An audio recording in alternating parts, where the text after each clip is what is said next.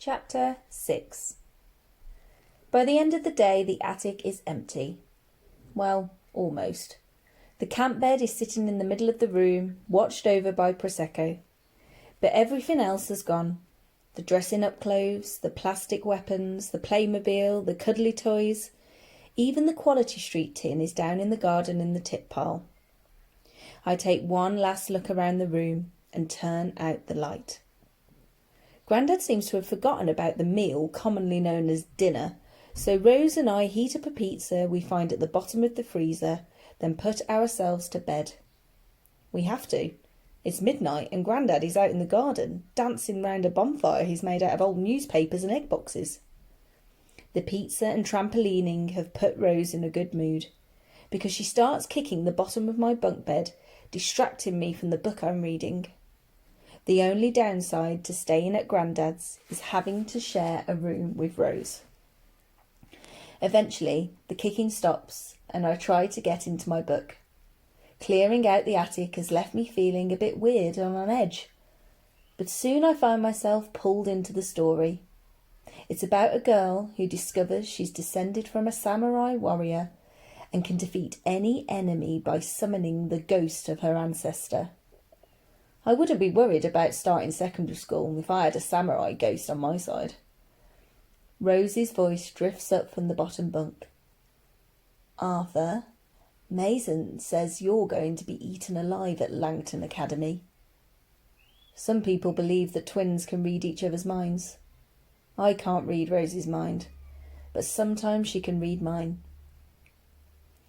Mason says because you can't play football and you got a telescope instead of a phone for your birthday, everyone thinks you're weird. I really don't like Mason Bailey. Oh, and Mason says you should use product on your hair to make it, less big or people will laugh at you. Actually, I think I might hate Mason Bailey.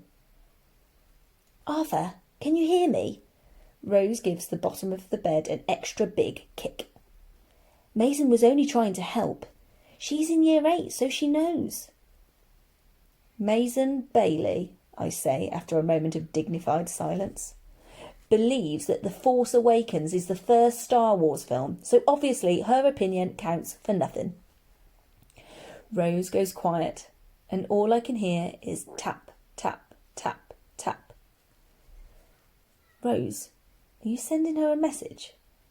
Shh, she says. Did you just say obviously her opinion counts for nothing, or clearly her opinion counts for nothing? I throw myself over the side of the bunk bed and make a grab for Rose's phone, but she just pushes me away and keeps typing. Rose, if you press send, I'll... She looks up, interested. Yes? What will you do? I'll... What can I do? What power do I have over Rose these days? She doesn't want to hang out with me. I don't make her laugh anymore. Everything about me annoys her. I won't sleep in here, I shout. She bursts out laughing. So, that would be great.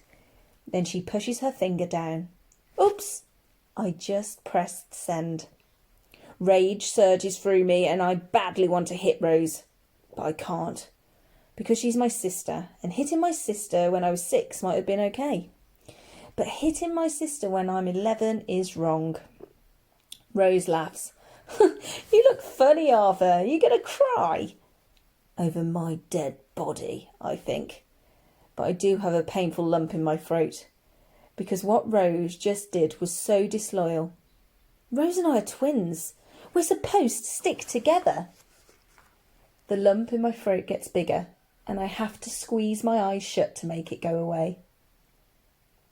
You are, Rose says confidently. You're going to cry. But I don't cry. Instead, I do the thing I always do when there's a chance I might cry. Ah!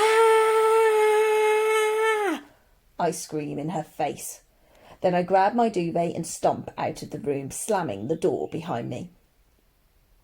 No way am I sleeping in the same room as my disloyal, evil, mocking sister. No way am I ever speaking to her again. No way am I ever going to breathe the same air that she breathes. There's just one problem. Where can I sleep?